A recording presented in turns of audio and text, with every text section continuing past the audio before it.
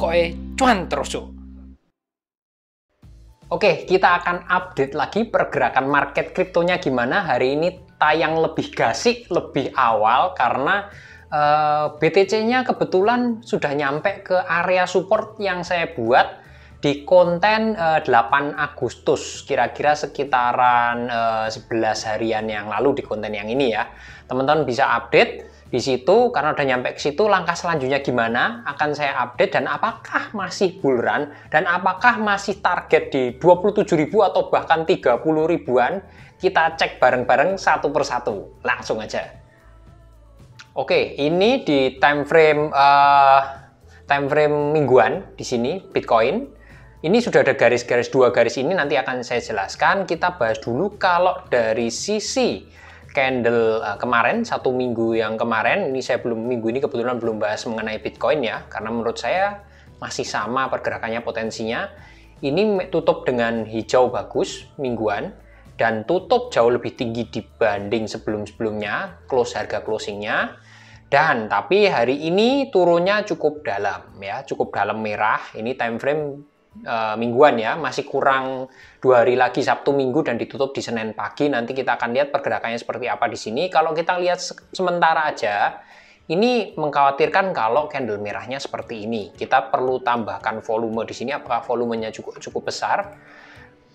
Di sini volumenya sudah lumayan besar, padahal masih kurang 2 hari ya, Sabtu dan Minggu. Kita akan nantikan 2 hari ini akan seperti apa. Kita lanjut ke time frame daily dulu atau harian. Nah, saya akan coba jelaskan sedikit garis biru ini apa. Teman-teman cek di konten tentang market crypto dan Bitcoin yang tanggal 8 Agustus ya. Di 8 Agustus ini saya sudah menjelaskan dengan lengkap kenapa kok ada dua garis ini. Dan ini sekarang teman-teman bisa lihat sudah sampai ke area ini. Yang artinya kalau sejarah berulang kembali, sejarah beberapa minggu yang lalu berulang kembali, masih sama teorinya, maka ada kemungkinan di garis area support ini akan terjadi pantulan. Meskipun sebetulnya kalau kita lihat ini garis area ini kan ditemukan dari perulangan dan Fibonacci. Teman-teman tinggal cek di konten itulah. Kalau kita garis secara singkat di sini, pakai trendline singkat aja, ini bahkan belum nyampe ke area supportnya ya. Area support dari garis. Kalau kita lihat seperti ini bahkan belum nyampe. Kok bisa mantul, bisa ngomong mantul, dan ini panjang lagi candlenya ya. Nanti akan kita bahas di situ. Yang pertama adalah kalau kita lihat, teman-teman cek aja dari sisi volume ini dan ini. Ini di time frame daily ya. Ini masih cenderung turun ya. Ini cenderung turun, dan hari ini karena ini masih belum full, kita akan belum tahu nih volumenya seperti apa. Ini volumenya masih cenderung turun, dan harapannya nanti malam kalau misalnya transaksi yang nggak besar, apalagi ini udah hari Jumat, secara logika kalau harga ini turun dan volumenya tapi turunnya juga dalam, maka faktor pelemahannya itu tidak terlalu kuat, dan ada potensi kalau misalnya terjadi pantulan balik itu harganya cepat pulih teorinya. Prakteknya kita tidak tahu ya, posisinya seperti itu. Dan kalau andaikan ini supportnya tertembus, ini area supportnya ada di area 21.700 sampai dengan 22.250. Ini ada area di 21.220, kira-kira 21.200-an lah ya, saya bulatin.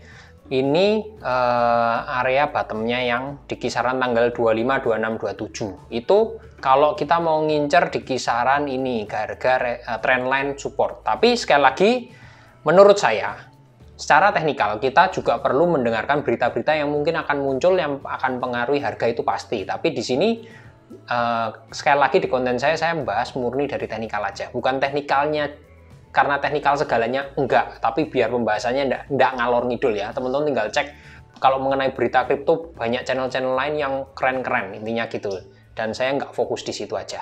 Nah, di sini area ini kembali lagi menurut saya akan mantul kalau sejarahnya berulang. Kalau nggak berulang ya wis. Pokoknya poinnya adalah secara mayoritas menurut saya masih bull run. Kalau posisinya mantul ya dari support ini dan tidak tembus trendline ini di area di atas 21.000, nggak tertembus, menurut saya masih bull run. Oke, kita lanjut di time frame 4 jam.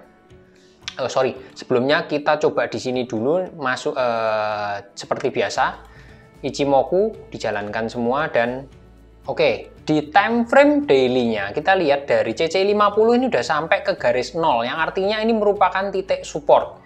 Ini akan menguatkan area support yang sudah saya buat dan ada trendline support. Jadi ya, seperti itu. Dan kalau kita lihat ini areanya masih berada di dalam awan kumonya.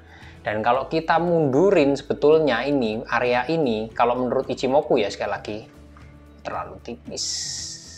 Dan menurut Ichimoku area ini adalah area di mana intinya Kumo ini mantul. Jadi contoh misalnya ini posisi sudah sempat mau nembus batas atas dari span B ya, dari span B-nya Kumo, garis merah ini ternyata nggak kuat, mantul di bawah.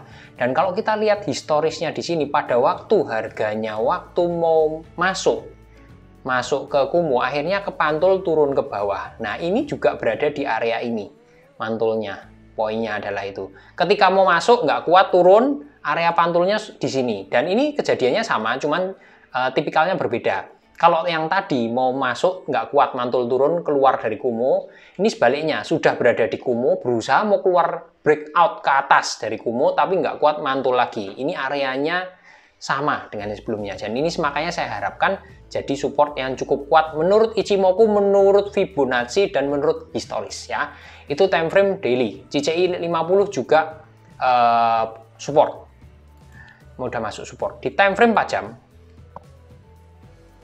Ya, di time frame 4 jam teman-teman lihat di sini ini sudah tembus ke bawah breakdown dari Kumonya. Tapi Kumonya juga di sini posisinya tipis, awannya tipis, nggak tebel. Jadi memang bukan support yang kuat kalau dari sisi ini. Dan CCI 50 jelas sudah oversold. Saatnya untuk buy kalau dari CCI 50. Tapi patokannya nggak itu aja. Memperkuat aja kalau memang ini sudah dalam area support. Mudah-mudahan ada pantulan. Nah, sampai di sini.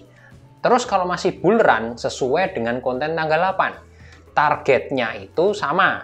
Menurut saya, kalau historisnya berulang loh ya, poinnya adalah ini.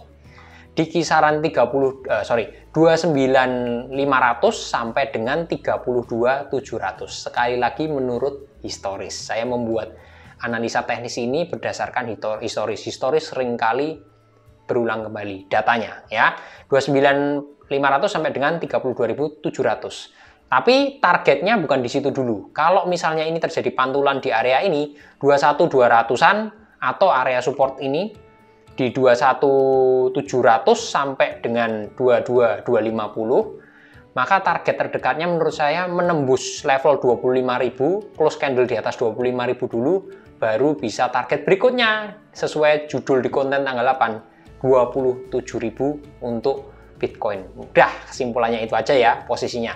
Jangan lupa diingat-ingat historisnya. Menurut historis, area support saya ulangin lagi 21.200, 21.700 sampai dengan 22.250. Mantul di area itu targetnya close candle di atas 25.000 dulu, baru ke 27.000 dulu, baru prediksi saya area antara 29.500 32.700.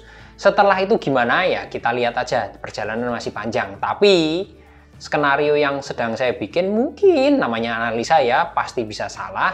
Setelah nyentuh area, kalau sampai ke area atas ini ada kemungkinan ada bantingan yang dalam dulu. Dah, intinya itu aja. Kita lanjut ke BTC DOM. Dan bagi teman-teman yang mau berinvestasi di aset kripto, teman-teman pertimbangkan masuk di BingX. Kenapa? Karena untuk new user reward-nya, untuk user baru itu bisa klaim 100 hingga 125 USDT secara gratis. Tinggal daftar aja, linknya di bawah. Teman-teman tinggal klik dan ada link grup BingX yang akan membahas pergerakan market per harinya seperti apa, panduannya itu ada juga di grup BingX Cuancuk, tinggal klik aja masuk. Dan ini salah satunya keuntungannya teman-teman tinggal subscribe bagi pengguna baru ya. Tadi pengguna baru kalau daftar melalui link yang ada di deskripsi, ada diskon transaksi ya, diskon fee transaksi masih ditambah. Dan teman-teman akan mendapatkan 60% APY, jadi dalam 7 hari berarti sekitaran 1, sekian persen per harinya, per 7 hari ya. Ini posisinya adalah 60% ini untuk setahun, jadi teman-teman bagi sendiri per harinya dapat berapa, Ini asik banget, tapi 1% per hari itu cukup tinggi, nggak ngapa-ngapain. Subscribe. Terus copy trading, teman-teman tinggal pencet klik copy, nanti akan diusulkan yang lagi ngetren itu trader-tradernya apa yang potensi profitnya besar, atau tinggal klik-klik di sini untuk mendapatkan tiket gratis senilai $125. Dan kalau mau dapat welcome gift-nya, teman-teman tinggal klik register to claim atau dari link di bawah, masukkan aja referralnya untuk mendapatkan tambahan diskon dari fee transaksi plus dapat 100.000 VST atau virtual USDT yang bisa teman-teman pakai untuk demo trading maupun copy tradingnya juga bisa di demo di sini. Ya, itu untuk BingX-nya. BTC DOM ini juga lagi gawat. Kenapa? Karena ini time frame mingguan, bukan gawat-gawat banget sih, cuman sementara aja menurut analisa saya, masih bisa salah. Jadi ini di konten yang Shiba yang sebelumnya yang ini nih, saya sudah sempat mengungkapkan soal BTC DOM dan terbukti ternyata BTC DOM-nya naik dulu posisinya. Dan naik dulunya itu ada di area sini ya. Terpentul dari area sini, saya nggak akan terpantul dari sini, saya nggak akan membahas lebih detail lagi karena sudah saya jelaskan BTC DOM di situ. Cuman target kenaikannya dari BTC DOM ini, karena ini posisinya sedang naik, itu menurut saya hanya sementara. Ya, ini posisinya hanya tes di area resist ini, alias kurang lebih nilainya sekitaran 3% dari posisi sekarang. 3% dari posisi sekarang mungkin naik dulu.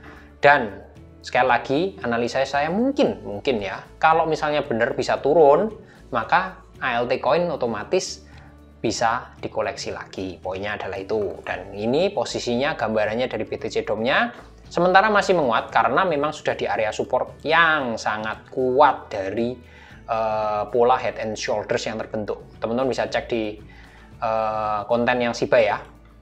Dan ini kenaikannya kurang lebih 3%, jadi sekitaran BTC DOM nilainya sekitaran 1250-an, 1250-an. Dan kalau skenario-nya terjadi beneran, mungkin penurunan lebih dalam akan berlanjut dan menguntungkan ALT coin. Tapi rekomendasinya untuk ALT coin kalau lagi murah ya buy.